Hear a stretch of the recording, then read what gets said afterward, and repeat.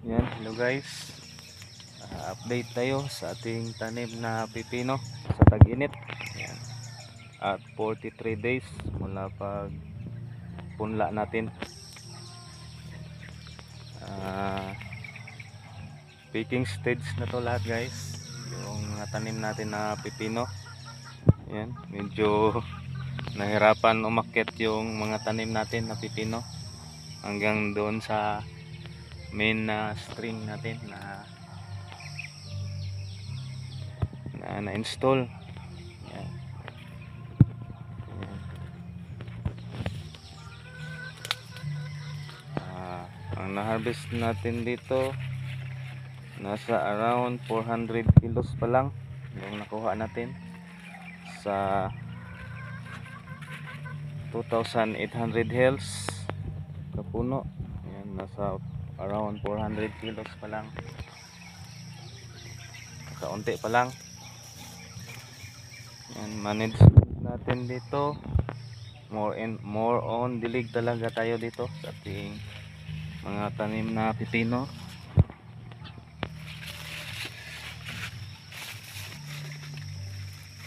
Yan, more on dilig tayo. Kahapon ng hapon yan, nakachamba tayo sa ulan. May ulan kahapon ng hapon hanggang gabi, pero more on dilig talaga tayo dito sa ating mga tanim na pipino. Yan. Dami ng medyo naninilaw na yung mga dahon ng ating mga pipino. May mga powdery mildew na din, leaf miners. Yan, kung mayroon tayong oras, yan, i-leaf pruning natin dito sa ibaba. Kunin natin yung itong mga tinamaan ng leaf miners, tapos down ni powdery mildew. Ayan. Dito sa itaas, ayan, okay pa naman yung dahon. Ayan. Dito sa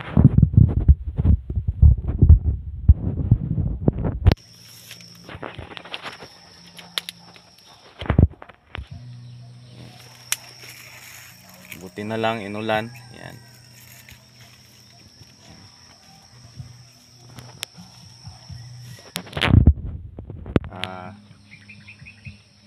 Management natin dito, so yun, dilig, more on dilig. Tapos yung sa insecticides naman, hindi na tayo mag-spray dito ng systemic na insecticide kasi picking stage na to. Yan, kawawa naman yung consumer.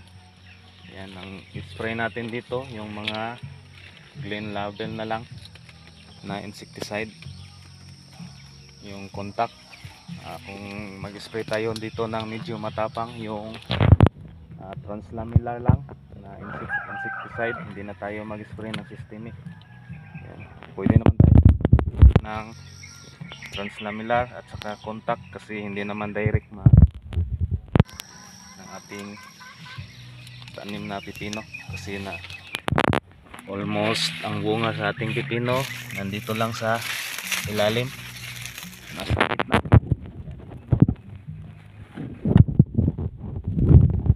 Ilalim yung mga bunga, nakatago sa gitna kasi yung pagtanim na double row. Ayan. Sa isang bed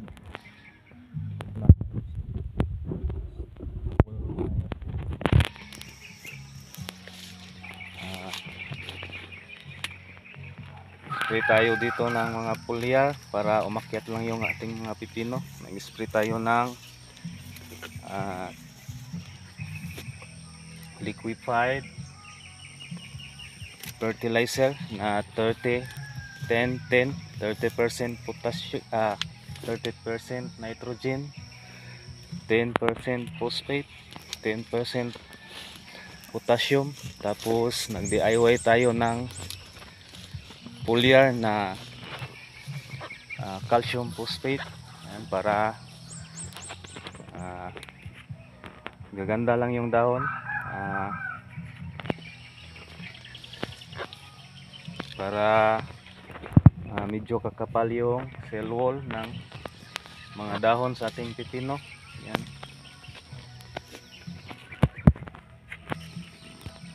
Pero hindi talaga natin perfect, hindi ganon talaga kaganda yung mga pipino natin kasi sa weather talaga medyo mahirap. Buti na lang, yan, medyo maganda ang price ng pipino.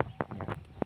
Medyo nakabawi na tayo sa 400 kilos natin, almost 400 kilos na na-harvest natin kasi ang bili sa atin ngayon ay 35 pesos per kilo. Yan. Tapos itong tanim natin, nagastos natin dito hanggang nagkaganito yung mga pipino natin, nasa around 11k yung nagastos natin. Hindi na lang natin kwintahin yung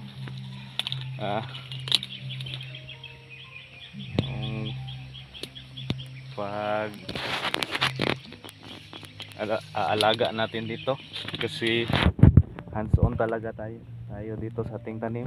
Yan, ang pag-aalaga natin dito sa ating tanim worth din ng almost 15k. Yan.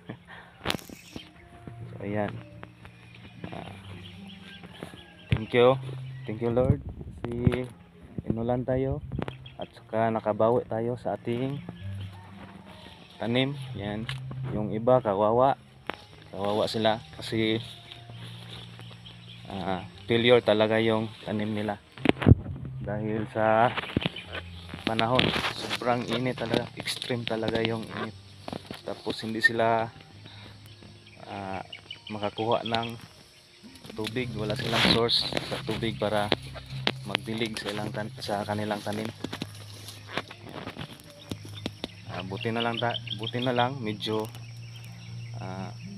malakas yung pressure sa source ng tubig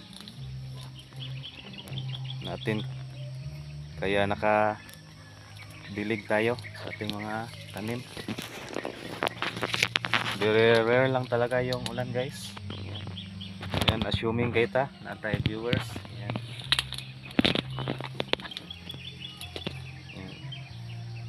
Yan. Very blessed kasi nakabawi tayo. Yung mga natira dito na bunga, yung i-harvest pa lang natin yan, profit na natin yan. Yan, thank you Lord kasi medyo may bonus tayo sa ating tanim.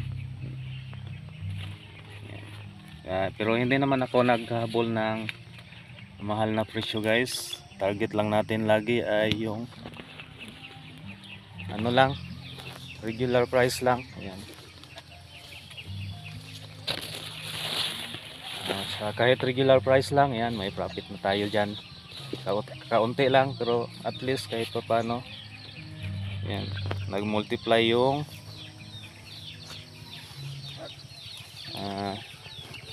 kapital natin. Hindi ganun talaga kaganda yung mga tanim natin guys. Kasi napakainit talaga, extreme talaga yung init.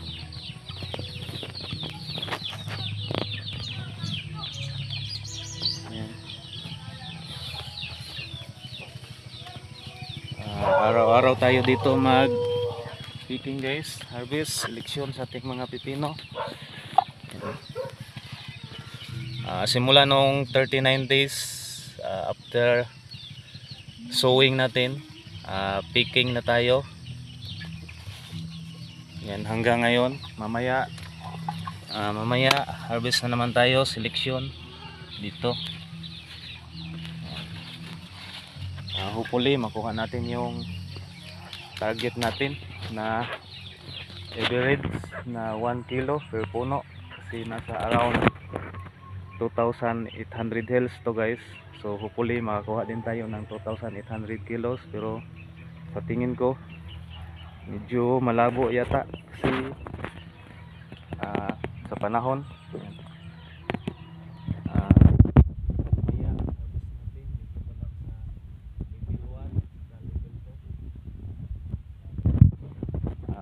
ito yung mga pipino guys, kung hanggang saan yung aabot yung mga vines niya. Yan, magbigay talaga siya ng mga bunga.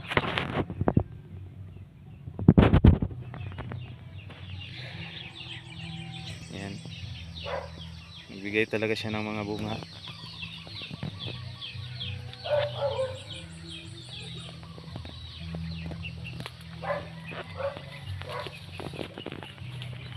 Yan guys,